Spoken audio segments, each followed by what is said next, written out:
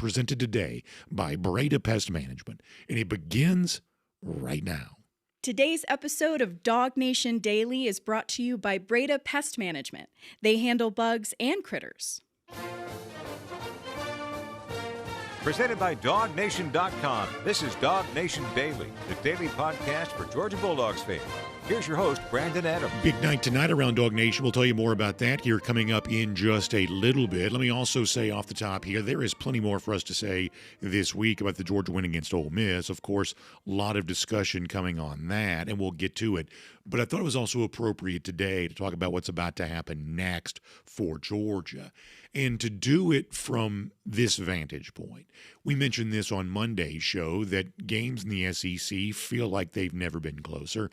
Statistically, that is backed up. That right now, average margin of victory, as the Associated Press has reported, is just 10 points per game. That's about a touchdown lower than it's been for about a 15-year period prior to that. So if it feels like the games are closer, statistically speaking, we're led to believe that they really are. And as some Georgia fans have joked with me, that there's an entire generation of UGA fans, if you're like 18, 19 years old, pretty much your living memory of college football only includes the Georgia where Kirby Smart has been coach. And obviously that includes a couple of national championship years, but even in say 2017, 2018, when Kirby was first getting cranked up, Georgia was mostly blowing teams out then. It's a shutout at Tennessee in 2017 and, beating up Florida by a good, number of points 2018.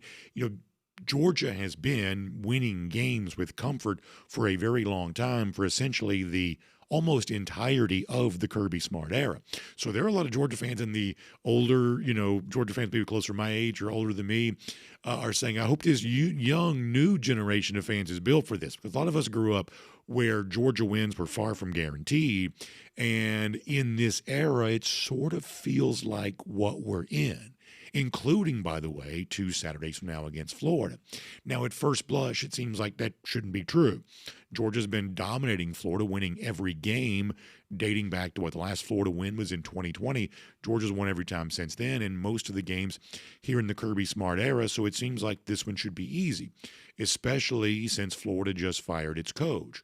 But y'all know college football is a lot more complicated than that in these days. So my mindset as a Georgia fan who talks to other Georgia fans for a living is incredible excitement about what's about to happen next. The sport's never been more entertaining than it is right now.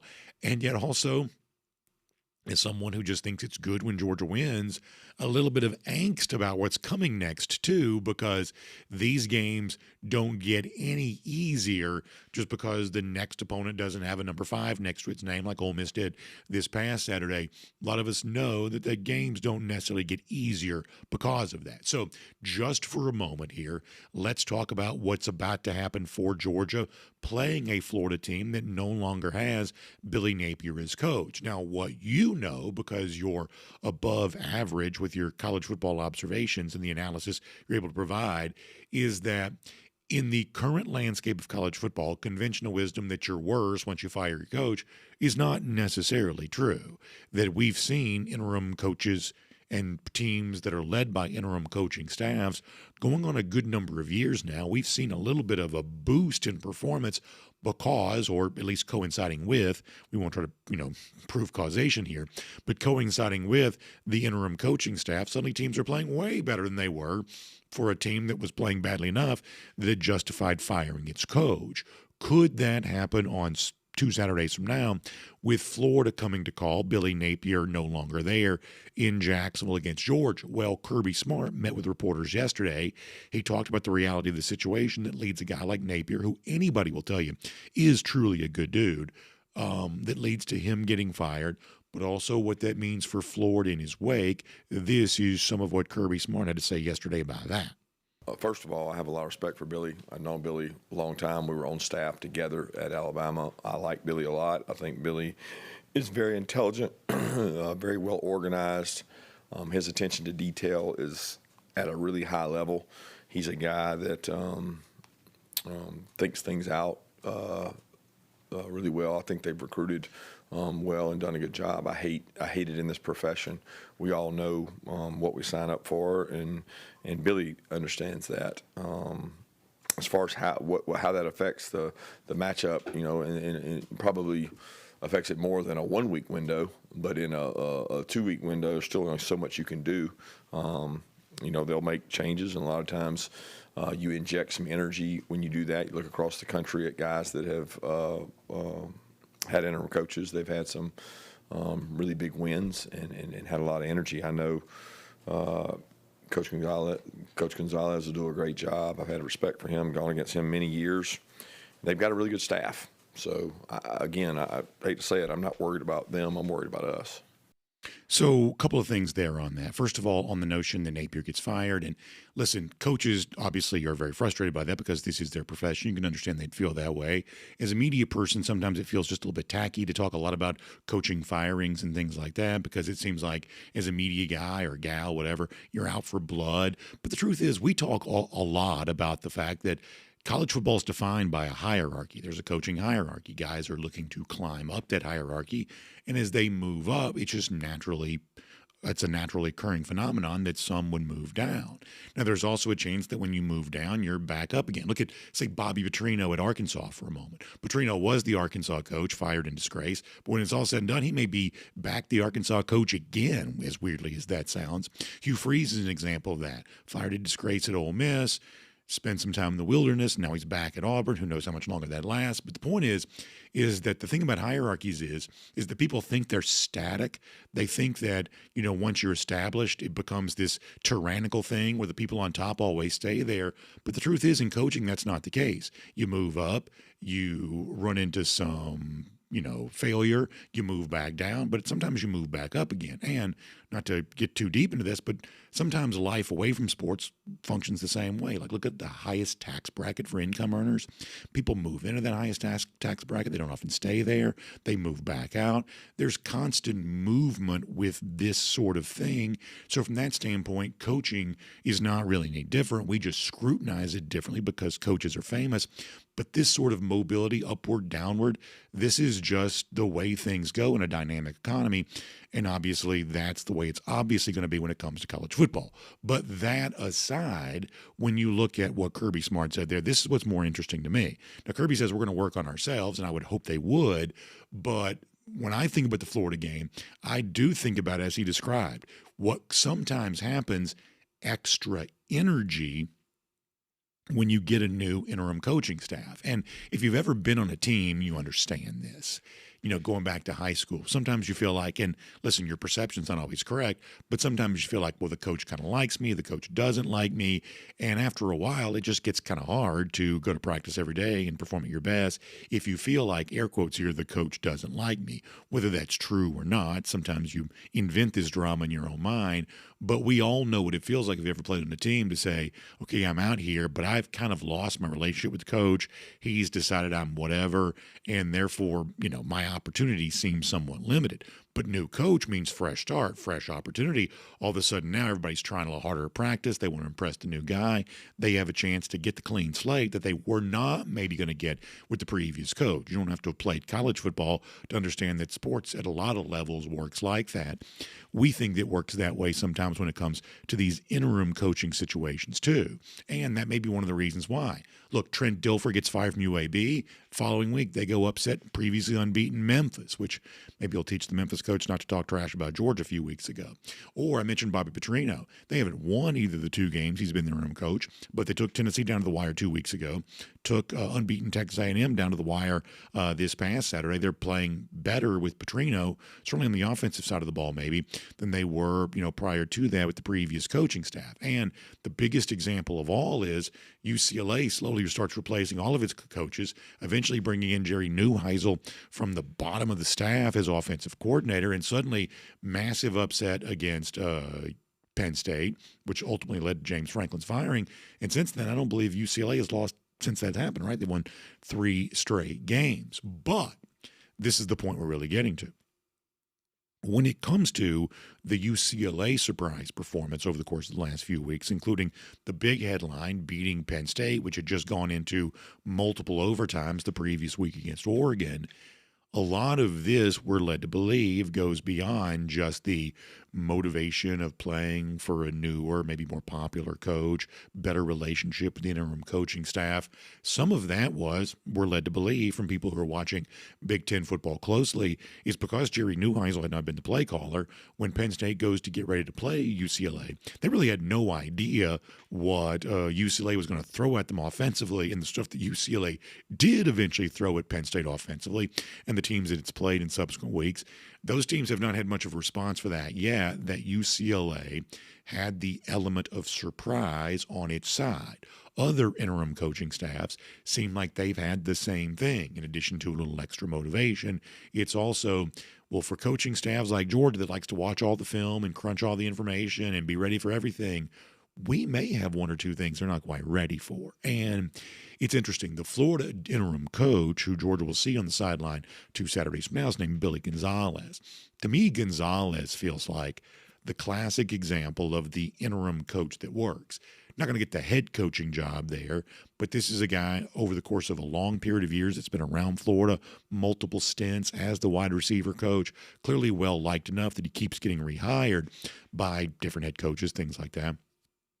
Seems to really like Florida, and now he gets his chance to serve the university that's always served him well. And in making some changes that can make Florida better, a couple of things come into sharp focus here. A, they're going to build all this around DJ Lagway, the quarterback that that was not playing well early, been dealing with injury. Seems like he's getting a little better now. We've also heard from Lagway this week. He's completely repledged his allegiance to Florida. He's a Florida Gator, he says. He's all about these next few games. In other words, he's not checking out. He's not entering the portal right now or declaring his intention, better said, to enter the portal. It seems like he's fired up and ready to go. And it seems like Gonzales is rearranging his coaching staff to get the most out of DJ Lagway, starting with the game next Saturday against Georgia. Let me give you a little bit of insight into that. This is from Monday. Gonzales speaking for the first time as the interim coach. Listen to some of the, you might call, clever things they're going to try to do to get the most out of DJ Lagway. This is Billy Gonzales talking about that on Monday. I think one of the unique changes that I've mentioned with Mr. Strickland is football has changed. And what I mean by that is there's been a time NIL has changed, recruiting has changed. Well, the addition of the green dot on the football helmet has significantly changed how we coach and how we communicate. 5 to 6 years ago, it was anybody would go out there and you have the scripts, you come out and you type them up, and it didn't matter who would call the play. You're sitting there with the quarterback, you're in the huddle, and they can call the play. The quarterback reads it right off off the sheet, and that's kind of how we went. But the green dot, I think, is something that's been a game changer, and in my opinion, this is my opinion. I think it's going to be helpful for us, but I'm going to let Coach Callaway is going to be the OC, but I'm going to let Coach O'Hara call the plays. And I think the most important piece to that is there's a rhythm piece between him and DJ. I think it's really important that the quarterback is an extension of his teacher.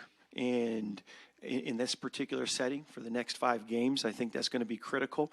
DJ's got a great relationship with both, but I think it's going to be an opportunity just to hit home over and over the teaching methods that go on in the meeting and let him be familiar with that voice over and over in the practice setting and in the game.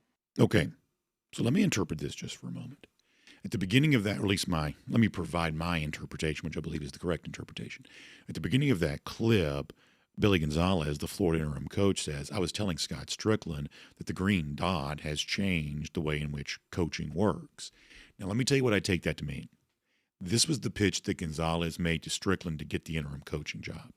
And this was the thing that Gonzales explained and put forth as his agenda that made the folks who are making this decision say, okay, you've been around for a while, we trust you, you seem to have a plan, go out there and make it work.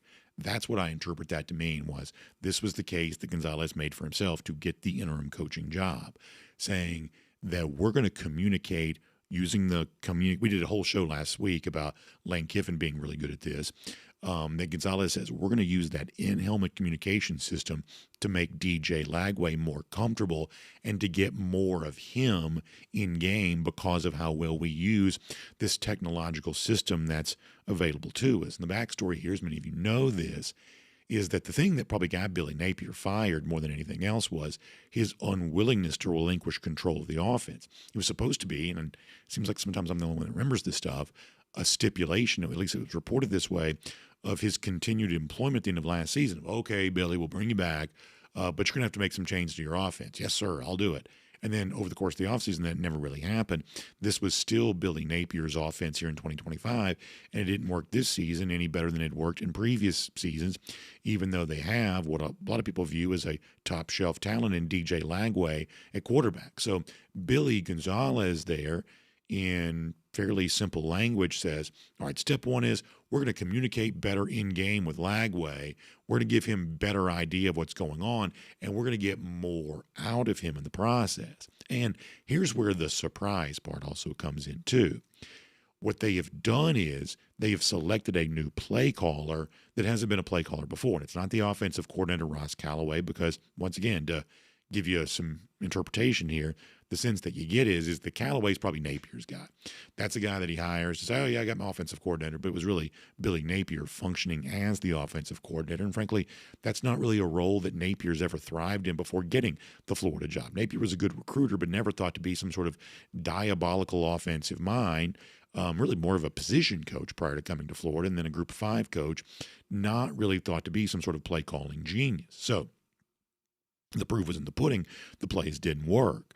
But because Ryan O'Hara, the quarterback's coach, has a good relationship with DJ Lagway, good lines of communication, well, now they're going to try to build something on that. And if you're a Georgia fan, obviously we don't know how it's going to work out. I'm certainly not here to suggest you that Georgia's going to lose against Florida.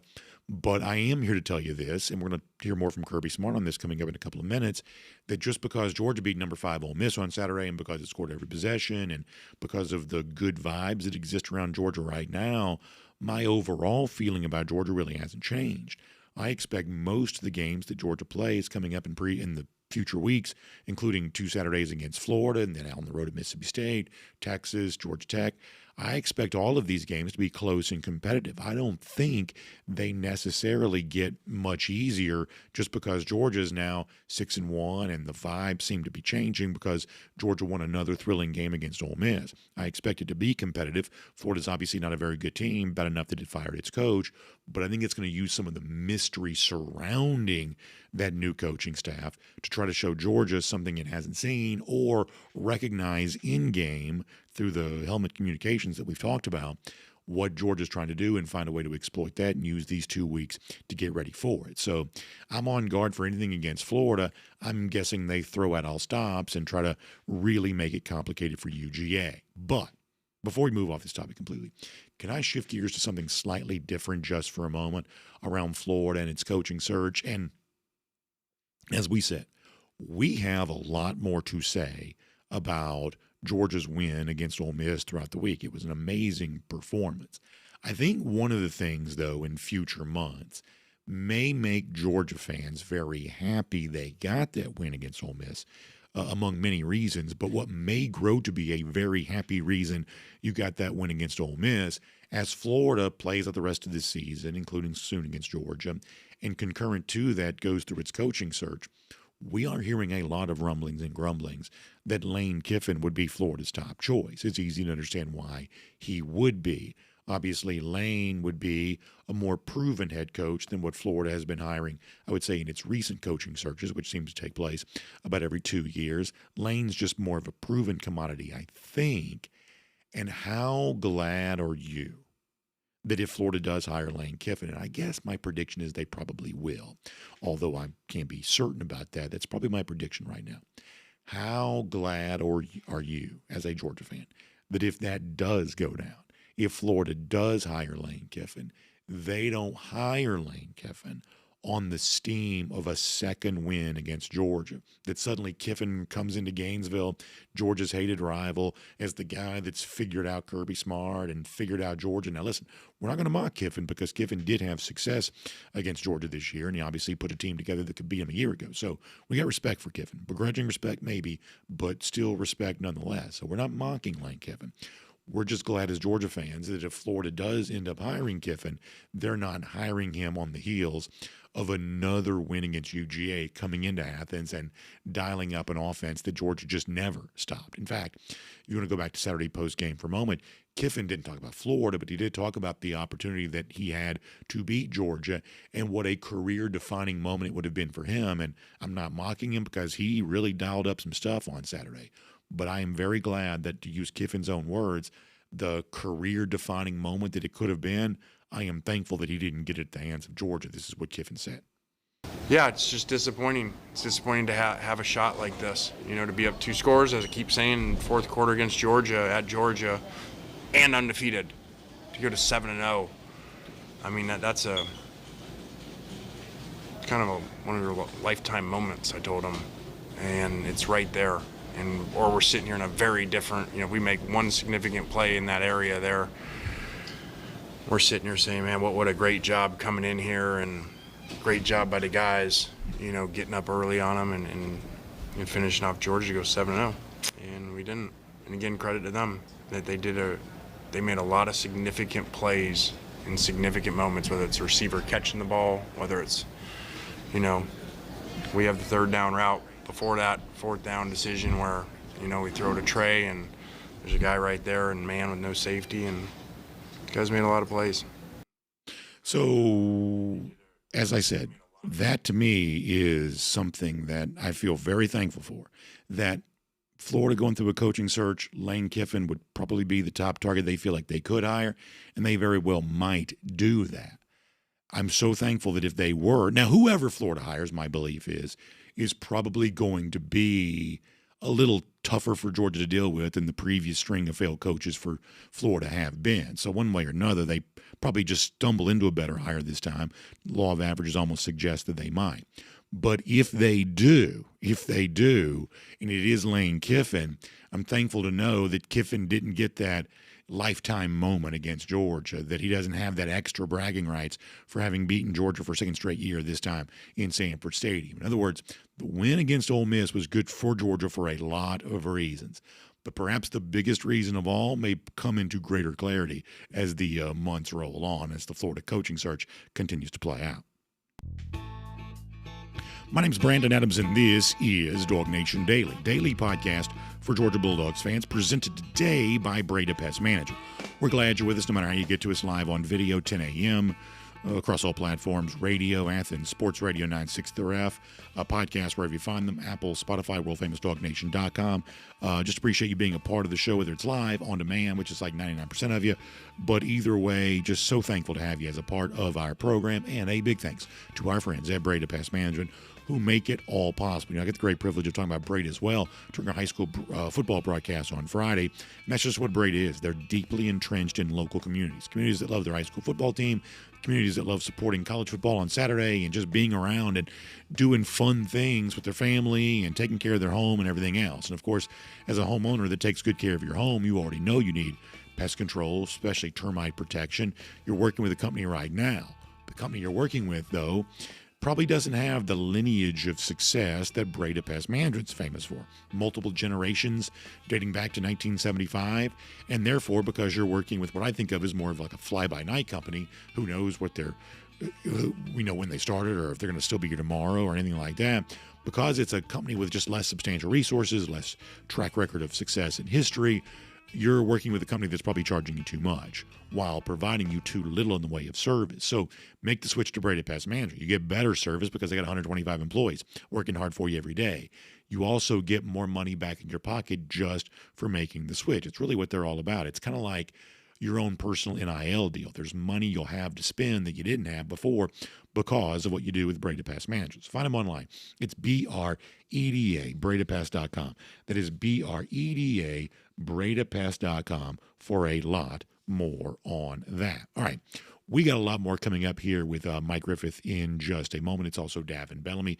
Before we're done today, always fun to talk to Davin Bellamy. He's been great as of late. We'll look forward to doing that with him coming up in just a little bit. Prior to that, though, let's go around the Dawg House. It's presented today by our friends at Georgia Farm Bureau.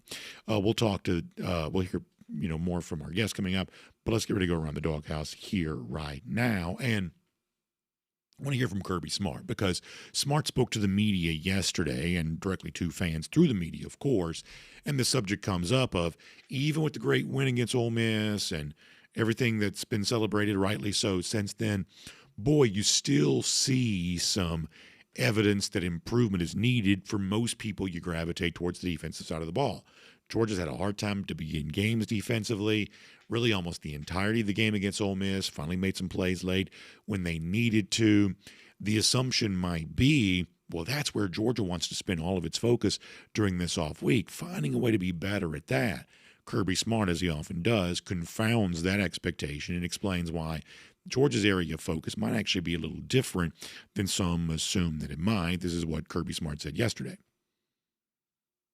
Yeah, I'll be honest. It's just as many offensive and defensive and special teams. I know for the outside world looking in, it's easy to say, well, you don't punt and then you don't stop anybody for 90% of the game. You can put point a lot of fingers, but you can go a week before that and a week before that, and there's issues in both areas. I mean, at Auburn, we had our issues really on both sides of the ball, and we're not a complete product. We have a long way to go to get where we need to go, but we know who we are. We know what we need to work on. We know what we need to improve on. And contrary to a lot of people's belief, it's not necessarily some of the areas that people believe. It's different areas, and we know what they are. And like I said, after the Alabama game, I found out a lot more about our team in that game and the games to follow. It's just trying to improve in certain areas and get incrementally better. So I think what Kirby Smart says there is really important, even if and we know he doesn't really want to talk about whatever it is they're trying to do for defense. He's going to try to keep that in-house. It's his prerogative to do so. But even with that, I think something that Smart says there is really interesting. Let me try to explain it this way. We are now in a world in which betting talk just permeates all throughout sports. We're probably guilty of it here. Some of it's fun. A lot of it's overdone. We probably have done a little bit of both. But it's undeniable. And a phrase that you hear a lot in the midst of all of this is, the smart people are known as sharp bettors. Sometimes they're just called sharps. And the opposite of that, the not smart bettors, they're just called squares. A square bet is a bet leaning on conventional wisdom that's likely to lose. And oftentimes, if you follow any of the sports betting talk, you hear the divide between the so-called sharps and the squares. And there's a lot of things that would make somebody a little sharper than somebody else when it comes to making a prediction or making a bet or something like that. But let me give you, broadly speaking, one thing that would define someone who thinks well about football a little deeper than most from the so-called square who just sees things at the surface level. Here is a mistake that squares make over and over again. And even outside of gambling, just the average run-of-the-mill football fan, here is something that a lot of us maybe make mistakes with sometimes. We have a tendency to assume that the last thing we saw is the only thing that matters. That once new, very recent information comes in front of us, we can't imagine ever thinking anything other than whatever the last thing we saw causes us to think. But the so-called sharp bettor knows that recency bias is no more important in the most recent game played, no more important than the preponderance of evidence of the previous games from this season, and in some cases, even previous seasons too, more of that going on than you probably realize. That every data point is equal in its value. The most recent's the easiest to remember, but that doesn't make it the most important. This is also true when it comes to Georgia football. Our most recent memory of Georgia football is they scored every time they touched it. So therefore, this offense is going to dominate. And if we can just get the defense figured out, then it's right back to being 2022 all over again. Kirby Smart says, no, y'all don't forget now. Against Auburn, people are saying, why can't we be more explosive? Why can't we score? There have been other games this year where you said, hey, the defense actually has some promise. Maybe it's going to be pretty good. That new data and information is always coming in. And that means the evaluation that we have should be always changing. And so Kirby Smart's not actually sidestepping the topic when he says we're working on offense as much as we're working on defense, because the full data set of information would suggest that's exactly what Georgia should be doing. And yet, at the same time, you can say all of that and it can be true and still acknowledge, yeah, but it still seems like this defense needs more work than anything else. I'm glad you're still working on offense. I'm glad you're always working on special teams. Can't kick the ball out of bounds, for instance. I'm glad you're still working on all of that. But can we agree here for a moment that giving up passing plays and soft coverage and some of the stuff that seems to be a repeated problem, can we agree that's the biggest issue of all for Georgia? Well, once again, Kirby Smart not exactly as willing to acknowledge that as you might think, once again from yesterday. I don't see it like you guys do. I don't see it as totally a secondary issue. Might be for the fan, the average fan, or the whoever just looks out there. I just don't look at it as it's a completely a secondary issue. There's a lot of factors into things that we can improve on, and we're going to improve on them. We're going to keep getting better. We had, I think, 9 or 10 of the first 29 plays were 2nd and 7 or greater. I don't know that I've coached in many games that you hold a really good offense to 2nd and 7 greater 9 times. The issue is you lose those every time, and you don't get any 3rd and longs. We were 100% on 3rd and 8 or greater the other day. We just didn't get enough of them. So you have to find ways to do that and do that well. I mean, the opening drive, you go through the opening drive, we have a 3rd and 7, in which we have a bang-bang man-to-man play. You have a 3rd and 4, we have an error on. Then you have a 3rd and 7 where we have an unblocked player into a quarterback draw. Like, you got to be really careful how you do things and what you respond to in terms of, are we getting better at us and what we do? Are we getting better at tackling? Are we getting better at free access? Are we getting better at 2nd and long so that we have more 3rd and long? There's so many things that go into it that we got to improve on. But I don't look at it and say, oh, we got a poor secondary. I don't think that at all. I think we've got really good cover guys, and we got to put them in situations to be able to be successful. Look, if Kirby Smart were going under the hood and rolling up his sleeves and taking it as a personal mission to fix everything about this Georgia defense, he wouldn't tell us, and he probably shouldn't. So who knows how much he's trying to conceal with some of these words. And yet at the same time, I do think that the main point that he makes there is right. First of all, the point about getting to 2nd long and then not taking advantage of that, that's pretty interesting. But when Kirby says, I don't view this solely as a secondary issue, I think he's right about that. I think the biggest issue for Georgia is the lack of pass rush. Now, they finally got a little bit of disruption late in the 4th quarter on Saturday, but for the most part, they're not getting to the quarterback. Y'all, every secondary is going to eventually be made to look bad if you're not getting it home when you send extra pressure, or if you're edge rushers, in a regular look, if they're not winning their battle against their blocker, eventually every secondary is going to look bad. I think you're seeing some of that with Georgia here right now. So do with that what you will. Smart says, I know the outside world thinks we're just panicked because of the pass plays that we're giving up, but we're still working on everything. And actually, defensively, we're not as broken as some people think we are. We'll take Kirby at his word on that. We'll assume there's a lot he's thinking that he's not saying, which is his prerogative. And most importantly, when Georgia does get back in action in a couple of weeks and in all the big games that they'll play through the month of November after that, that Georgia does show some improvement on defense, because given the way the offense played on Saturday, if they can maintain even something close to that, if the defense does get even a little bit better, then boy, this Georgia team could have a higher ceiling it could still reach, certainly for sure. And that is Around the Doghouse, presented today by our friends at Georgia Farm Bureau. Now, I'll tell you this here for a moment. I am not much of a bumper sticker person. Just don't like bumper stickers. That brand of humor doesn't really work on me. But I did see one the other day that made me laugh. I guess it was a teenage girl or something like that, because the design of the bumper sticker would make you think it was. Her bumper sticker said, please don't hit my car because I don't know how insurance works. I thought that was very funny. And I think a lot of us are like that. Well, exactly how does insurance work? Well, let me tell you this. I hope you never have to find out, because it's probably one of those things you'd like to avoid if you could. But if somebody does run into you, bump into you, and on these Atlanta roads that I drive on every day, that seems like that's a very common occurrence.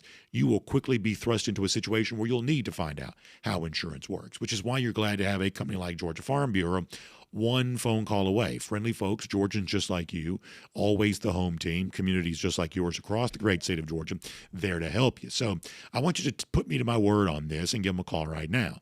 877-404-1050. That's 877-404-1050. Or online, gfbinsurance.com. The truth is, really none of us know exactly how insurance works. It's can feel complicated.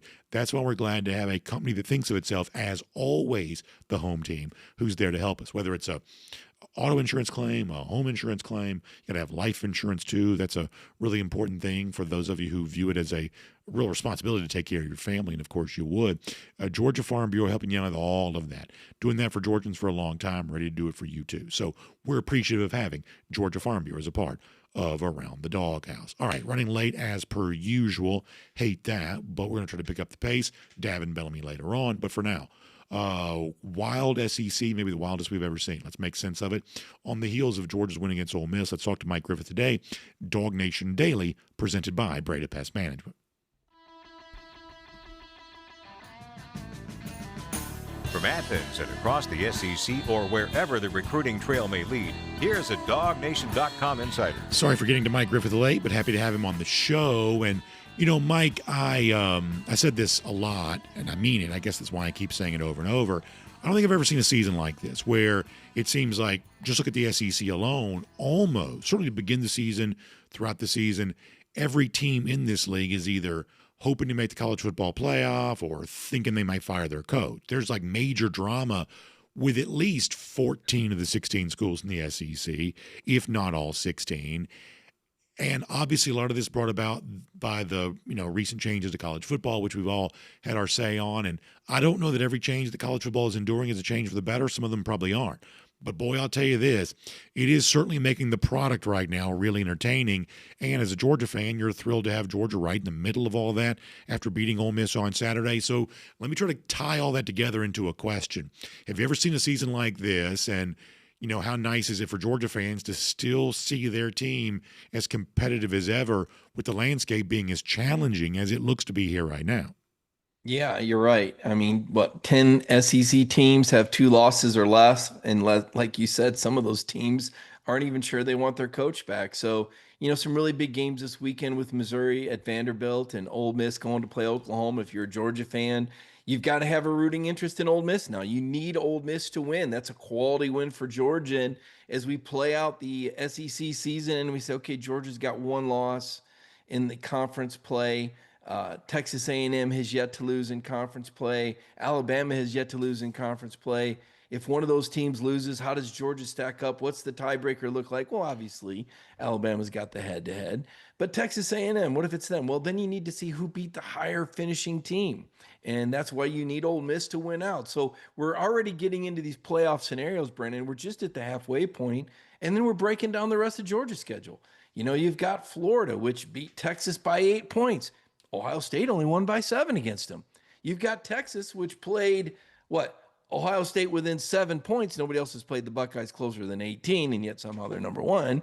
Point being, though, Texas, a pretty good football team that has a bye week. You got Georgia Tech that's undefeated, but we know that if they make the right call in Winston-Salem, that's actually a 1-loss Georgia Tech team with a loss to Wake Forest and a most impressive win over 4-3 Duke. How good are they really? And then fortunately for Georgia, to me, the whole secret sauce to all this is now you've got this Charlotte game the week before Georgia Tech, which is even better than a bye week because you can rest whoever you want, still win the game, and get some guys some reps and work on some things. So I think the magic of Georgia's scheduling this year makes that Georgia Tech game a little bit easier. Florida, a great unknown. Don't know what this interim coach is going to do. We know the Gators have a really, really good defense, though. We know that. Texas with the bye week. And, oh, gosh, let's not forget Mississippi State. We better not. They beat a number 12 Arizona State team, and they took Tennessee to overtime. A lot of Cowboys, early start, Brandon, a lot of intrigue with the rest of the season for the Bulldogs. Yeah, listen, I love the game against Ole Miss on Saturday. That was a huge win for Georgia, and you got to play big in big moments to make that happen. And yet, as fun as it was and as significant as it was, I don't think it changes my outlook for the rest of the season at all. And I said this off the top. I expect the game against Florida 2 weeks from now to be competitive. Could be a one-score game where Georgia's going to make plays late to win. On the road at Mississippi State would not surprise me at all for a team that's been better, far better than expectations, that's the same way. I think that Texas is still a competitive game, despite the fact that Texas is far below its expectation. Obviously, Tech's going to have a very high ranking one way or another when it plays Georgia and Atlanta at the end of the season. That we have seen across the SEC, close, hard-fought games be the norm. That's certainly been true for Georgia. It's dangerous to think they're going to try to live on the razor's edge like that for what feels like going on 2 seasons, but I don't see any reason why that's likely to change over the course of the next month plus of the regular season. Close, hard-fought, nail-biter, dramatic. I think there's plenty more of that in store for these fans who are ready to go on this ride. Yeah, a couple things. So if we can get the second half Gunnar Stockton to go 12 for 12 in the first half of a game and maybe be winning by 13 points or by winning by 9 instead of down by 9, that would be great. That would make things a lot easier. But when I did a stop rate story that's on ajc.com for those readers that subscribe to that, and if you take a close look at it, the second half of the season here, and I'm going to call it the second half. I know there's 12 games and you played 7, but let's face it, Georgia's going to play at least 14. You're going to play better defensive teams, worse offensive teams. So don't be surprised if we say, oh my goodness, look at the way the defense has come around and maybe the offense isn't quite as good, because now all of a sudden the teams that you play are going to be better defensively when you look at the stop rate.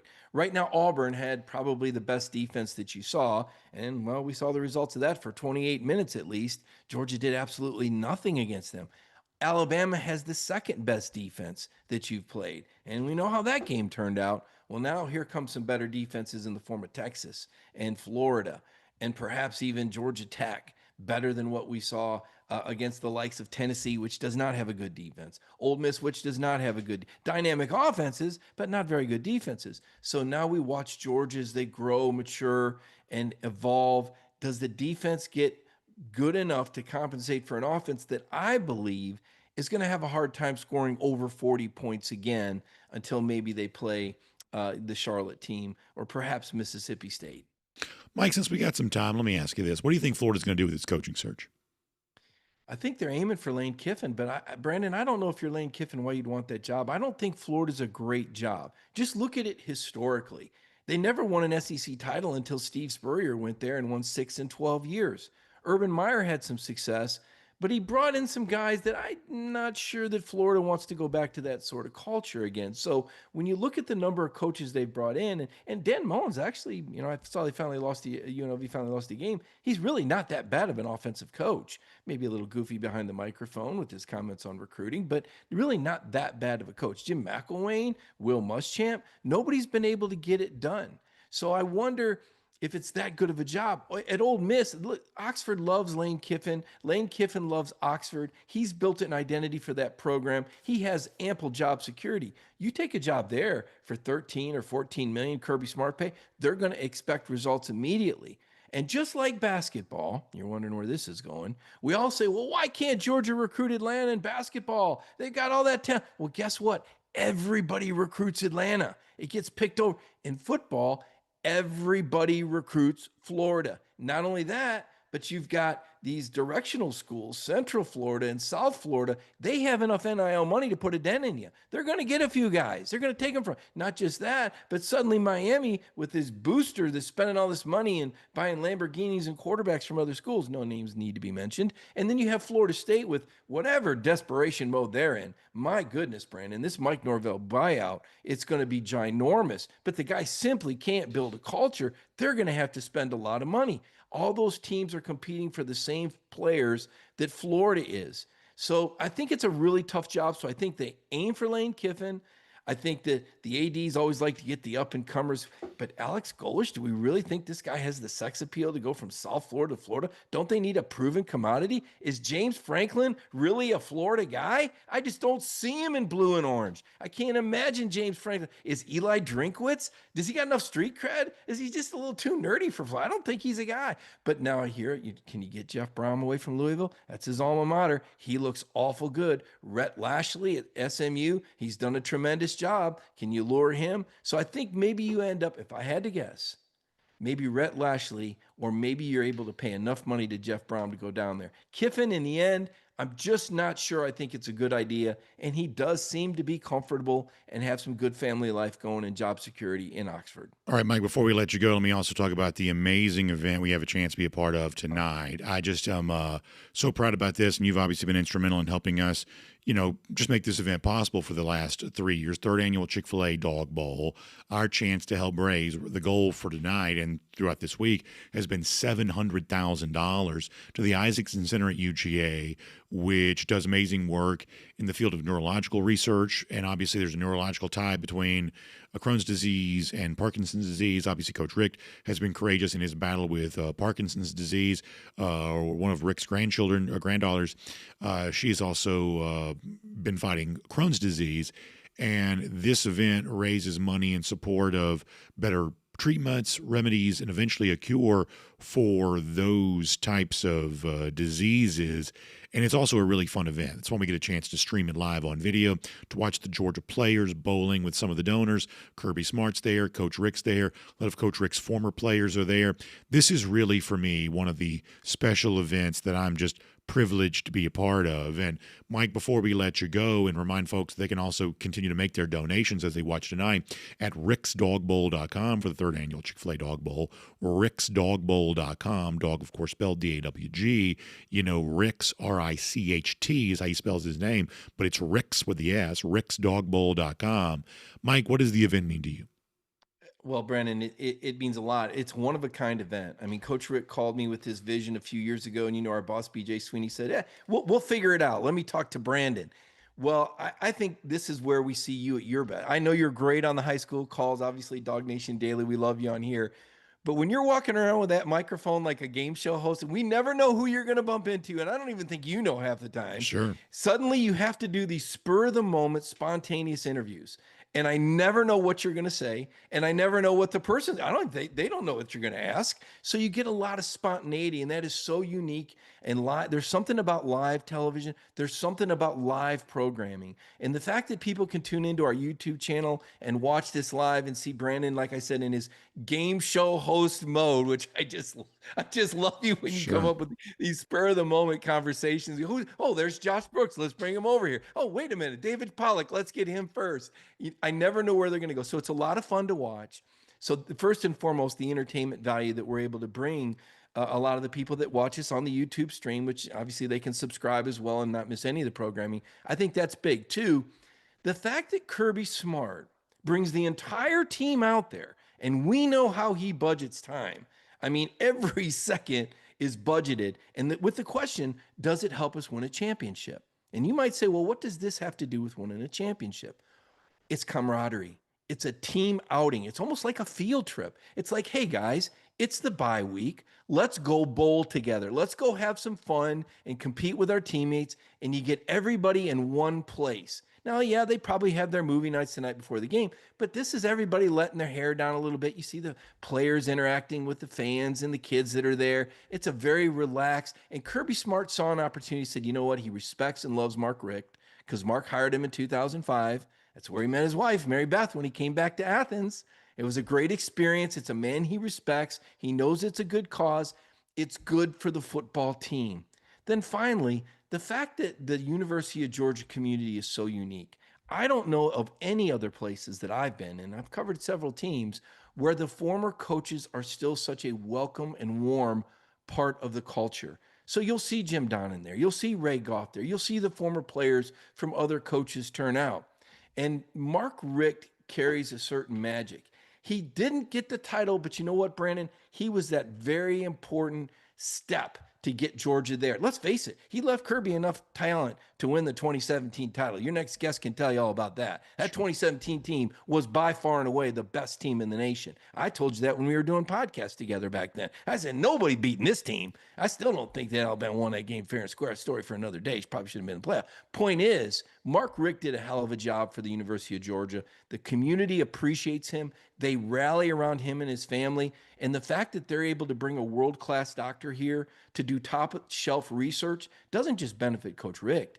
it benefits the entire University of Georgia. So you've got this amazing, unique experience that brings so many things together. Your wonderful programming, the entertainment value, the town of Athens, the community rallying for a good cause, a former coach reuniting with the current coach, and the team having a fun outing at a midway point of the year. It just does a lot for camaraderie. I've never seen a win-win-win-win-win like this anywhere else. So you're right. It's one of a kind, and I'm really proud that we're a part of it. And I'm really going to be proud to see you out there with that mic tonight doing your thing. And I know a lot of people are going to enjoy watching you do your thing and seeing some of those guys throw some strikes and spares. Mike, good to talk to you. Look forward to seeing you tonight. Thank you for the great promotion of the event tonight, and we will talk to you soon here on DawgNation Daily, presented by thank Brady you, Pest Brandon. Management. Thank you for what you do, Brandon. I'm looking forward to seeing you tonight, man. Absolutely, sir. Bye. Let's take a look around the rest of the league. This is SEC Through. Yeah, so we're proud of the event. It's an important cause. We don't talk a lot about the academic part of this right here because I'm not a very good student, wasn't a very good student, but boy, UGA does some amazing research. Isaacson Center, a perfect example of that. So the fact that here in our own university community, you've got something like the Isaacson Center that can help really lead the way, and we're optimistic people around here. We have really an optimistic vision what the future is going to look like in all areas. And, cures to debilitating diseases, we believe that's absolutely possible. And better treatments along the way until the cure is found. That's what the Isaacson Center is all about. So raising big dollars for them tonight. Chick-fil-A Dog Bowl, 3rd annual. Can't wait to be a part of that. Also, as Mike said, Davin Bellamy coming up. But we're going to do an SEC through before we get to that. And before we do, let me also mention, coming up Black Friday afternoon, speaking of rivalry games, we talk off the top of the show about Georgia playing Florida, but it's another rivalry game to conclude the regular season at Mercedes-Benz Stadium. And obviously it's a great chance for Georgia fans to fill the building for the game against Georgia Tech. Tech's going to have a high ranking one way or another, whether undefeated or not. Georgia going to view this as a big game and feeding off a big crowd in the Benz the same way it did in Sanford Stadium on Saturday. Really important part of that. So once you get your tickets for the game, it's mercedes-benzstadium.com/events for more on that. mercedes-benzstadium.com/events for more on that. Can't wait to see you in the Benz Black Friday afternoon. Georgia against Georgia Tech. The rivalry we think of as clean old-fashioned 8. A little different moniker this year, a little different spot for it, but the same domination from Georgia. We run this state. Georgia gets a chance to prove that in Mercedes-Benz Stadium. We want to see you there for that. All right, SEC through, and let's talk about some of the big games for the upcoming weekend before we bring on Davin Bellamy.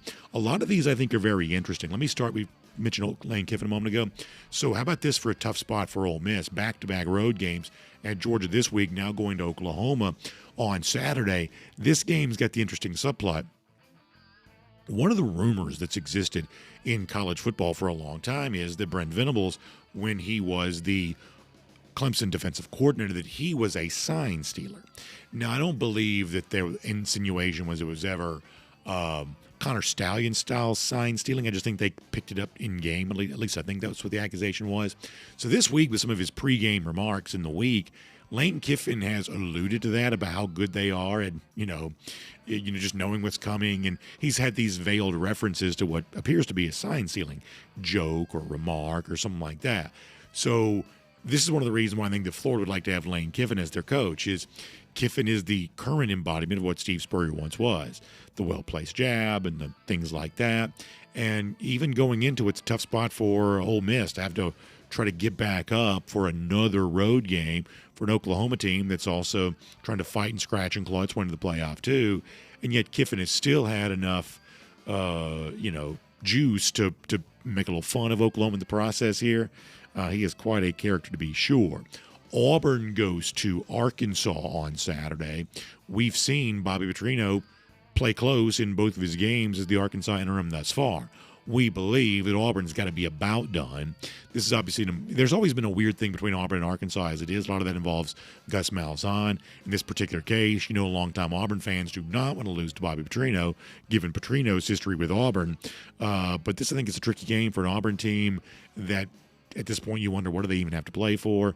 In the case of Petrino, he wants the Arkansas job. So this may be one where the home team has a lot of extra energy behind it. Alabama goes to South Carolina. There was the protest this week on the South Carolina campus from South Carolina students who want to fire offensive coordinator Mike Shula. Offensive line coach got fired a couple of weeks ago. Now they want blood when it comes to Shula. Gamecock's not playing well on that side of the ball right now. That's fair to point out. How about this for a fascinating game? Vanderbilt hosts Missouri. I think this is a good game between two good teams. Game day is going to be there in Nashville. It seems like Missouri's trying to play the nobody believes in this card because obviously, in the case of Vanderbilt, they've got the highest. It's either the highest ranking in program history, or the highest ranking they've had in a very long time. So clearly they're the story this week. It seems like Drinkwitz trying to play some of that up. I think overall that's just a good game. I feel the same way about Texas going to Mississippi State. Look, Mississippi State gets to come back home after almost beating Florida. And they're still looking for 2 wins to get to bowl eligibility. Jeff Levy, the coach, has said, listen, we believe that's our success here this week or this season.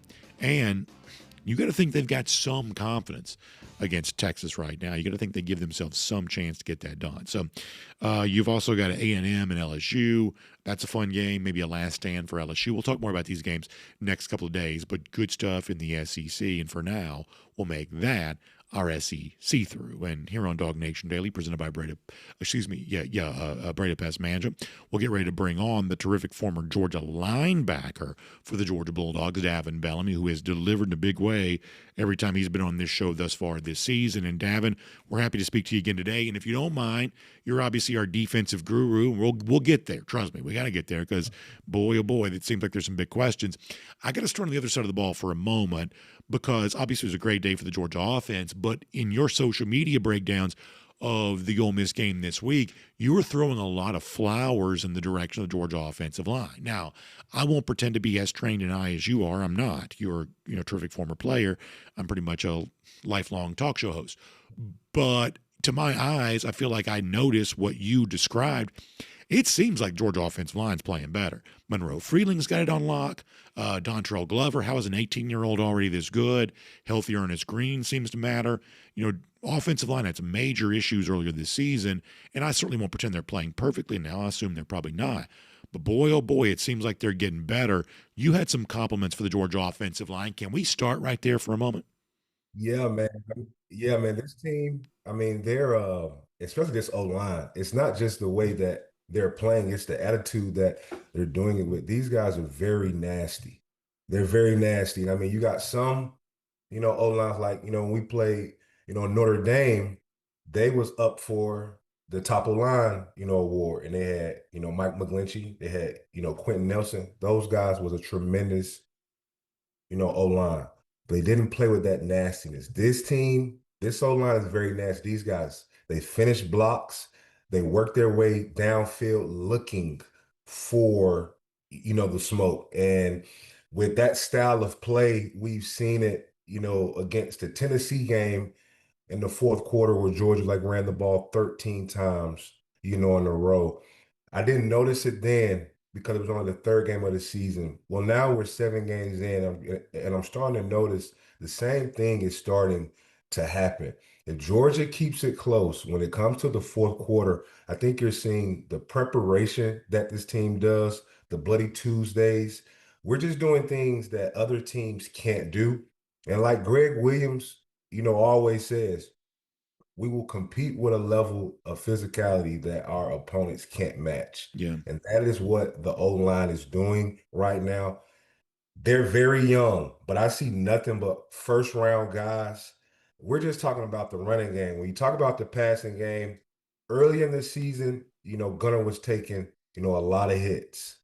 And as the season has started, to go, these guys are giving him great pockets. And that's why we're seeing the 12 for 12s, in the first half. There was a stat with Gunnar around, mid-season that he was completing passes at an 81 complete rate with a clean pocket and 44%, when it wasn't. Mm-hmm. And now we're seeing the pass pro that he's getting and just his, confidence, in the passing game. All this lays on, the O-line. This team has, some holes. They are not the perfect team. Of course, we all know that. But what this team does have is the ingredients for when you want to win when it gets cold in November, Yeah. in December. Running game travels and physicality travels home and away and in the playoffs. So this team has the recipe to, even though there are other holes, just the physicality and making teams quit is something that makes playoff teams, successful. I also believe that everything you're just saying matters for another reason too, which is that if I had to describe what I assume Kirby Smart thinks, just based on the way that Georgia always plays, that you control your opponent by controlling the pace of the game. That whoever dictates the pace of how the game is played is going to have the better say in who wins the game. And while Georgia wants to score and Georgia wants to be explosive, you can't win if you're not. Georgia does not want to play 100 miles an hour. They don't want 80, 90 snaps on offense because that puts the defense in a pretty tough spot. I think they've always felt that way to a certain extent. So if the offensive line is playing the way you described, and I believe they probably are, then suddenly you're able to run the ball, which now means the game is played more at a pace that's comfortable to you. Georgia still wants to score, but they want to score in such a way that limits opportunities for the opponent to have its chances to score too. Can't do that without a good offensive line. Can't do that without a quarterback that makes good decisions. And it seems like right now Georgia is on the verge of maybe having both those things.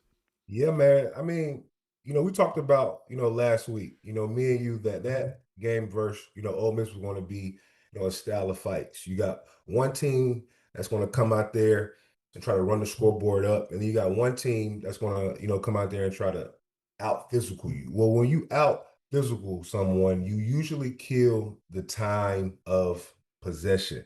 And that's what Georgia did against, Ole Miss. Ole Miss started off hot. That offense started off hot. But in that style of offense, in order for them to be that good for 4 quarters, your quarterback got to be hot all game because you're putting so much on his plate to make the right throw, to stay ahead of the sticks with his arm. So when it gets down to the third and fourth quarter and your quarterback starts to take hits or he starts to, fatigue, and now he can't make those throws, especially in those, early downs, you're in the third and long, situations. We saw Ole Miss do that a lot when it comes to the fourth quarter. And Georgia was able to sustain their momentum with more of a safer, offense. If I can run the ball for 3-4 yards, a carry, I would rather much do that than have to depend on my quarterback's arm the whole game. So just that style of play you saw where Ole Miss was able to jump out fast, but by the fourth quarter, the time possession, the physicality, and just having something that you can lay your hat on that doesn't have, your quarterback having to throw the ball start to show up, in that fourth quarter. Okay, so I think that's all true. And yet what people really want to hear from you is, what are we going to do about this defense, Davin? Like what are we going to do about this defense right now? Honestly, man, I don't know. And that's crazy to say because, I've been in, the locker rooms on really good defense, and I've been on the locker rooms and defense trying to figure it out. You got to give these coaches credit. It's not as easy, as you think. Every team has a different style. And last year, our team was more an attacking, get you in third and longs, a lot of TFLs, great pass rusher sacks. You saw a lot of splash plays, a lot of, explosive plays. This year, this team has been bend but don't break because we cannot get teams behind the sticks. We can barely get teams on third and long because, the defense is not what we're used to seeing, especially when it comes, to the front seven. That front seven makes everybody's job a lot, easier. We're losing on first down. I mean, we're getting our butt kicked on first down. I noticed it the, Kentucky game, but we won because we had so much, talent. But when you break down the tape, there's so much knockback going in the opposite direction of what we're used to seeing, at Georgia. Georgia defense is based off physicality first, and everything else comes, after that. And this team is not even winning first downs. So right now, I think Coach Schumann and Coach Smart are trying to find a way. How do we generate pressure, one, And if we get too exotic on generating pressure because we can't get there with four, then we're leaving our guys on the back end. And as you saw, last week, when it's one-on-ones, the offense is taught to throw it up. And if you don't, catch the ball, sell the PI. So teams are getting first downs when they notice we're in cover zero, a cover one, because they're just throwing it up, the guys that aren't being really good, when it comes to the 50-50 balls. I think the only thing right now in week 6, week 7, there's no drill you can do. There's no play call that you can call. What we started to see last week was new guys making plays. Yes. If you can't do what we tell you to do, then by week 6, week 7, it's time for you to be replaced. We saw 15, come in. He had the same, 50-50 ball, as one. And he didn't commit a PI. We saw the guy who made the last play, I think it was 81. Josh Horton, yeah. All year. Haven't seen him all year. But he got in, and he made a play. So right now, Jalen Walker is not going to walk through that door. Yeah. Aziz is not going to walk through that door. Roquan is not going to walk through that door. They're making the coach's job a little bit more harder because the coaches have to scheme up the perfect play every time because no one can be Batman on defense. We know who that guy is, on the offensive side of the ball, but there is not one guy on this defense that I'm like, okay, he's going to make a play. It can be Chris Cole, but I think he's asked to do so much because he is our, guy. We can't use him as a pass rusher as much as we want because he's our best, coverage guy. So right now you're watching a defensive coordinator try to scheme up the perfect play all the time because, one, we're losing the bully battle, which we should always win, and we're just losing the one-on-one battles when it comes to the D-line and the back end. The only thing that I can say is let's get some new guys out there. That's a really interesting point. Let me finish with what I think is a more, at least from my standpoint, kind of the more positive spin on this, which is, hey, when they absolutely had to against Ole Miss, they figured out a way. Second half against Auburn, not as good an offense. When they absolutely had to in that game, they figured out a way that, as you say, okay, well, it's not Azeez Ojulari, it's not Jalen Walker. You can cite all the big names that have come through here, but you don't necessarily have to be as good as the best Georgia defenses. You just got to be better than you've been. And in spurts, Georgia has played better. And so I do think that's important to keep in mind, which is more consistently just playing a little better than they have, that would actually go a long way. And to their credit, when they've absolutely had to, for the most part, they figured something out. Even in the game that Georgia lost against Alabama, boy, it got way better second half than it was the first half. So better play is possible. We're seeing that in fits and starts here this season. If they can just find a way to be more consistently better over the course of the rest of the season, then that could be a real recipe for success for the team overall, right? Yeah. And, I said the same thing, when I broke down the tape, I said, the last play of the game, no matter what you did, the first 3 quarters, the fourth quarter is the most important quarter, and third downs are the most, important play, especially when we start, talking about the fourth quarter. Third downs are very, crucial. But I tip my hat off to Glenn Schumann, what me and you talked about last week. Yeah.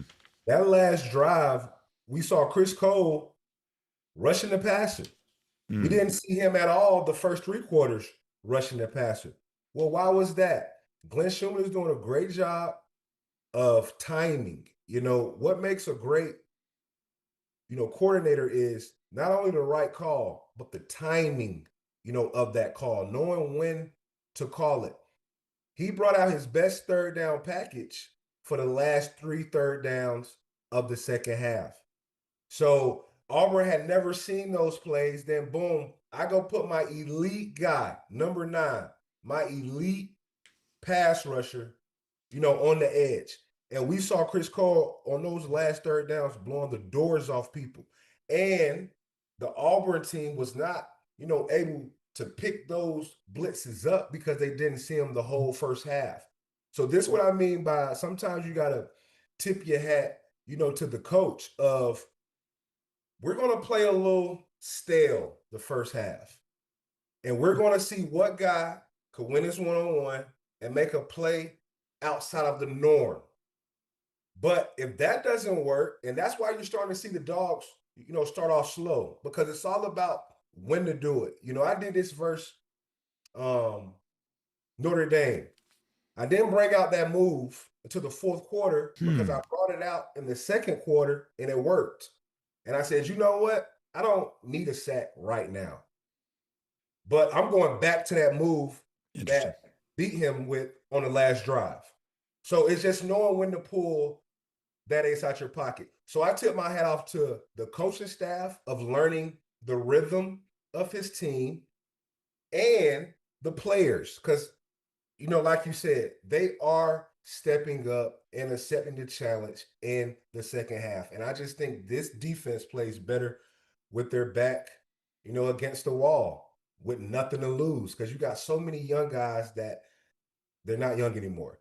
But you got so many young guys that it's their first year playing that they're coming out there and they're nervous. By the time the second half start, you taking their best punch. The game is slowed down. Coach Shum is now calling the more aggressive calls.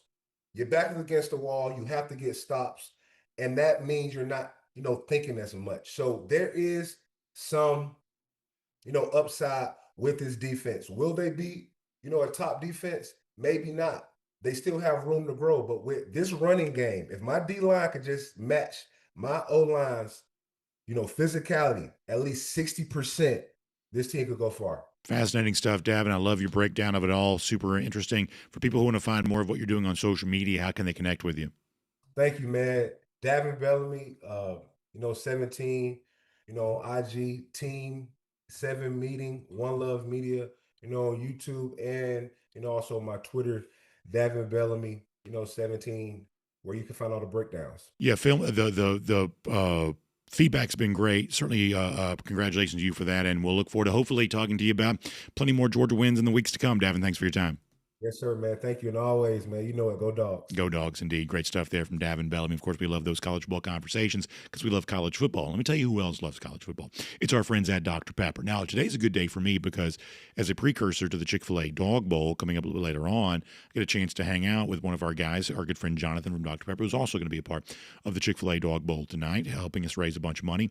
But Jonathan, we're going to have a nice meal today and just hang out and have a good time. Love doing that. And that's just kind of the fun stuff that we do. Good people at Dr. Pepper. We love them. We're proud to be associated with them. And I love watching college ball on the weekends when I get a chance to actually watch a game on TV. I always see these Dr. Pepper Fansville commercials. They're very funny. Every year they have just creative campaigns. It's good stuff. And you better believe I'm looking at it right now. Got a little cooler sitting right here beside my feet. And I've got a nice cold Dr. Pepper waiting for me as a special treat as soon as this show is done.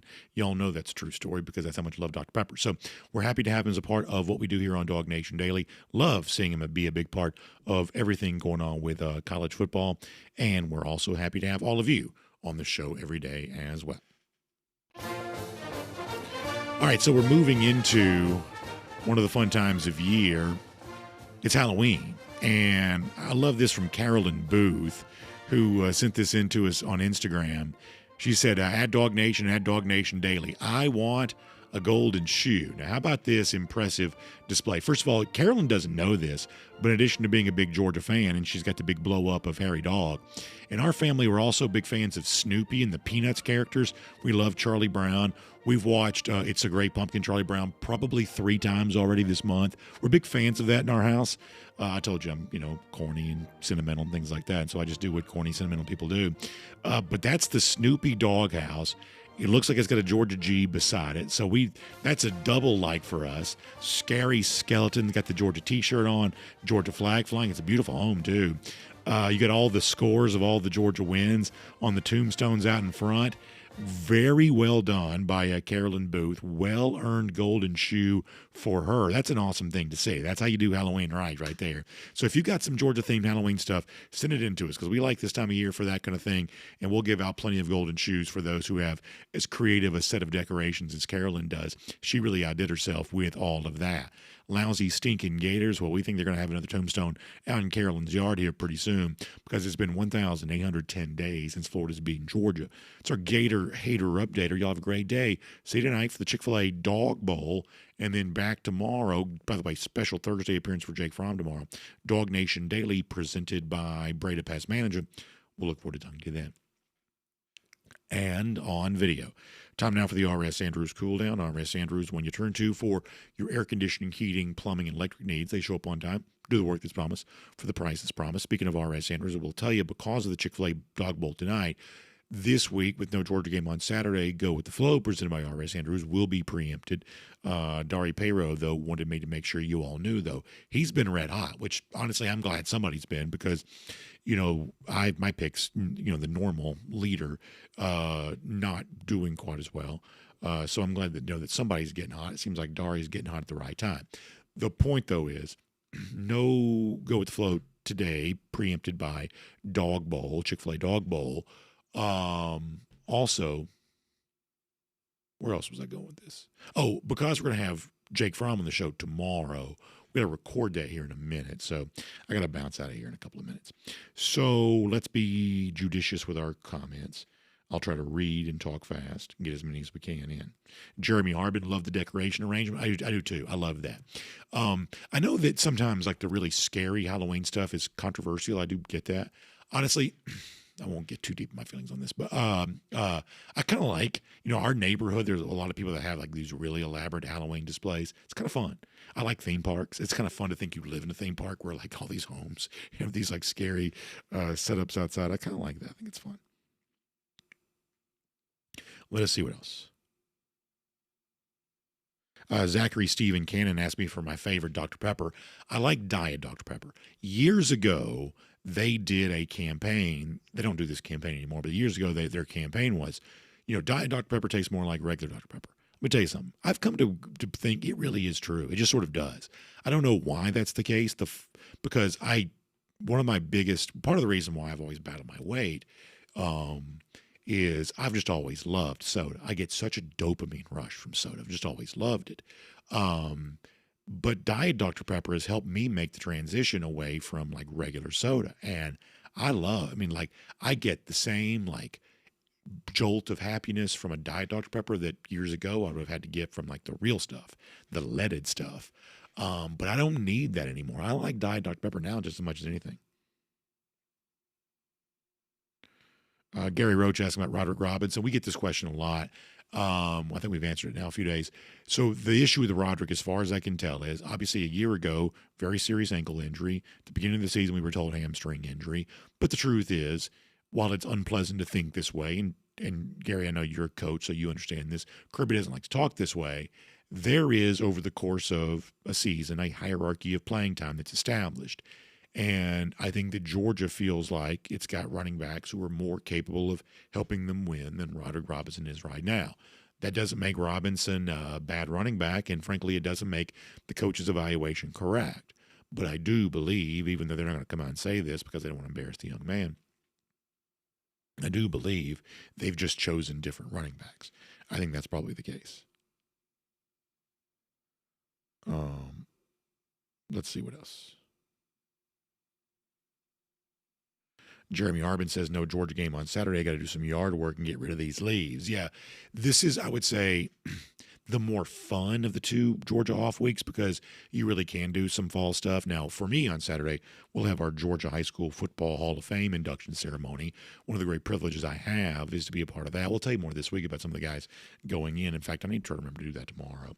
We'll try to do some of that.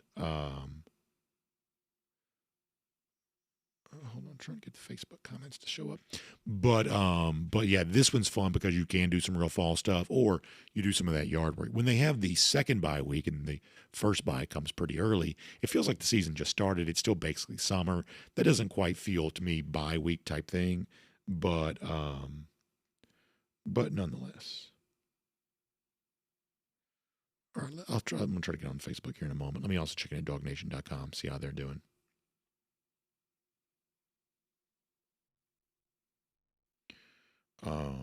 Let's see what else.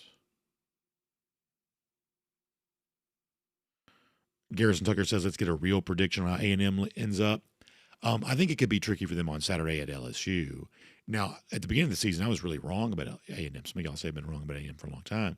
I was actually a little more down on them than the market probably was. They've proven to be way better than that thus far. But if you're going to really go undefeated, is this the best team in the SEC for the full season? I'm always going to be a little skeptical of that. And for an LSU team trying to have its last stand, I think that LSU could be a little tricky on Saturday. I do. I think they could be a little tricky on Saturday. Randy Hall asked about our high school game. Speaking of Gary Roach, Gary once coached Chamblee. And speaking of Davin Bellamy, Davin obviously played at Chamblee. We got Chamblee and Dunwoody coming up on Friday. Chamblee and Dunwoody. That's our game. It's our Hall of Fame game. Let's see what else. Jamie Scott asked about Before the Hedges. Before the Hedges was actually last night. So the good news is, now I would love to see you wait until our show is over, but if you don't want to, you don't have to.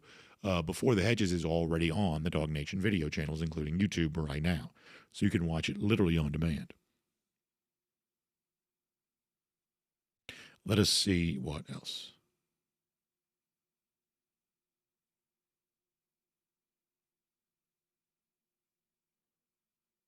Matt Rugavina says, I'm here when it's at work, slipping past that firewall. Well, listen, Matt, you're a very industrious guy. So the fact that you figured out how to do that, we're certainly appreciative of that. Bill Camacho going to go run some errands. Sounds like DT, our buddy at DawgNation.com, moving today. So hope that goes well for him. Speaking of the perpetual question that never stops, Roderick Robbins, we've been asked that question again in the YouTube comment section. Sam, I'm always happy to answer questions. We actually just talked about that like 5 minutes ago. So if you don't scroll back on the video, you might be able to find that.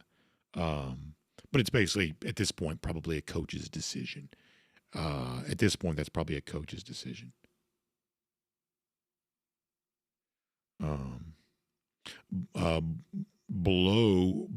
Is it Blowboat? Asked about Coach Boom. So Will Muschamp's son is a quarterback at Vanderbilt. My understanding is that Coach Muschamp is going to every Vanderbilt game, enjoying that ride for his son. And boy, I'd love to think that, for someone like Will, who's been head coach now at 2 different stops, high-profile defensive coordinator, my guess is money's probably not a huge problem for him. Therefore, he's able to make the choices in life he wants to make, and this is what he's choosing to do, which I think is an awesome way to use his time. Yes, Sam, happy to have the question. It's funny. When you asked it just a couple minutes before, not only we talked about it, I'd also joked about the fact that this question is now coming up every day. So I'm always appreciative of anybody's questions. In this particular case, we had literally just talked about it. But thank you for being a part of our show. I appreciate that. Let us see what else. I think I should be able to get the Facebooks to come up here in a minute.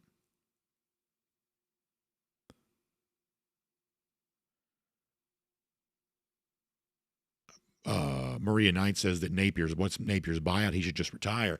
I'll tell you what's interesting, Maria, along that subject is, and you never really know anymore what's real and what's not because there's so much information and a lot of it ends up being secondhand. You just can't help but consume some secondhand information.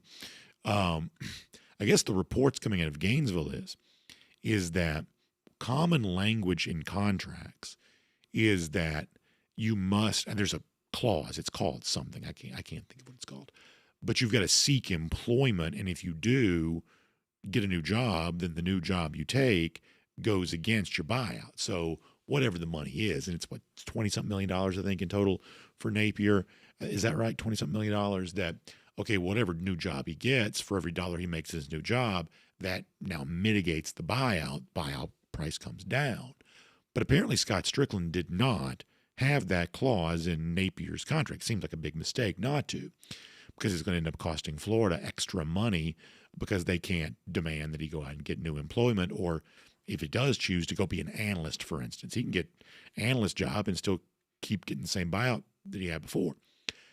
Normally, when something like this is leaked, it's usually leaked for a purpose, and the purpose is usually to make the person who made the decision look bad, which would give you an idea of how much job security Scott Strickland, the athletic director, might have right now. But beyond that, like a lot of coaches, like you said, if Napier didn't want to coach again, he certainly didn't have to. Dan Mullen didn't have to coach again either, and he took what most people view as a pretty hard job at a place like UNLV because I do think the coaches just like to coach. I mean, I just think we're wired to work. That when I look back on my life, times when I was not happy, something was wrong with my work situation. Thankfully, I've always had a good family life, so I guess that's a big box checked. But boy, even with a good family life and even with good, healthy kids or, good friends or, a loving wife, if the work situation's not quite what it's supposed to be, your happiness is going to be greatly impacted by that. Even if the other stuff is more important, we are wired to work. And so eventually, someone like Napier will probably do like most coaches do, which is gravitate back towards coaching because that's what you're wired to do. Even Muschamp may one day do that. He just doesn't want to do it right now. Let's see what else.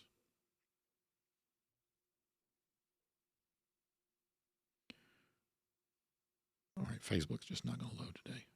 Maybe it will. Let me go back to DawgNation.com. We'll do like 2 or 3 more minutes here. After that, I got to get ready for Jake. Doggy says the Georgia defense can be great next season. I think it really can be. And I think the one thing that Georgia's proven to be pretty good at, and hopefully they'll do that again this year too. Now, obviously you say, well, Damon Wilson got away. But Georgia, for the most part, has been good at keeping guys in the fold. And you look at all the snaps that Elijah Griffin's playing right now. You look at a lot of young guys. People are saying some nice things behind the scenes right now about a guy like, say, Darren Akinabon. He's earning some buzz. That pretty quietly there's some young defensive players for Georgia. DeMello Jones, Ellis Robinson, they'll only be redshirt sophomores next year for the most part. That you could have a defense on paper that looks much better than maybe this one on paper looked to begin this season. Garrison Tucker says, well, I'll be going for the Blue Jays. I guess. I mean, I hate to be this way, but I don't love the idea of Canadian team winning the World Series. I just don't. This is America's pastime. I can't help it be that way. But I don't like the Dodgers either. I wanted the Mariners to make it. It would have been fun to root for Seattle against L.A. I was rooting pretty hard for Milwaukee. I actually rooted for Milwaukee over Chicago because I thought Milwaukee had a better chance of beating L.A.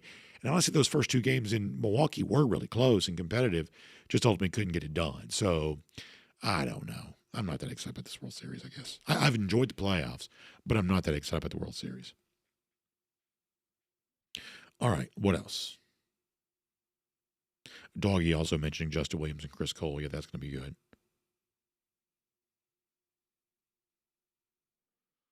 Ken Holcomb talking about a lack of defensive speed. Yeah, there could be some of that.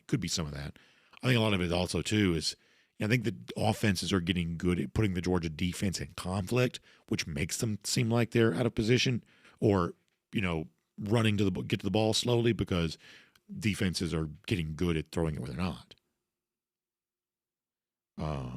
K-Dog asked about Colby Young. At a certain point in time, we're talking more about Colby Young's injury and what a sad thing that is for him personally. As far as who steps up, I mean, step 1 would seem to be, let's do step 1A, step 1B. Noah Thomas gets more time at his given more natural position, the X receiver spot, and maybe a lot more from tight ends, because it certainly does not seem like a coincidence that after the Young injury, all of a sudden the tight ends are getting a lot more involved at that point. We'll see if that ends up being the case. Okay, got to go for now. Sorry to Facebook, folks. We did start, I believe, on Facebook yesterday, though, or we certainly spent a lot of time on Facebook. So we'll make that up to you. Got to get ready to record Jake Fromm. We'll see you tonight. Chick-fil-A Dog Bowl. Back tomorrow, DawgNation Daily, presented by Breda Pest Management. Also, big thanks to R.S. Andrews. Makes the R.S. Andrews cool down possible. It's cooler, long sleeves, wearing those to work a little bit here right now, just because it's cooler in the morning, which means that heating system is going to be kicking on at some point in time. And you want to make sure yours is ready for the cold winter that'll eventually be here. I think, the Farmer's Almanac or something says we're going to have a cold winter. So get ready for it. Get your heating system tuned up to factory fresh specs. R.S. Andrews can help you do that. Find them online, rsandrews.com for your air conditioning, heating, plumbing, and electric needs. They show up on time. They do the work that's promised, the price promised. You can trust them on all of that. Tonight for the Chick-fil-A Dog Bowl. Back tomorrow, DawgNation Daily, presented by Breda Pest Management. R.S. Andrews, cool down when it's all done. We'll look forward to talking to you then.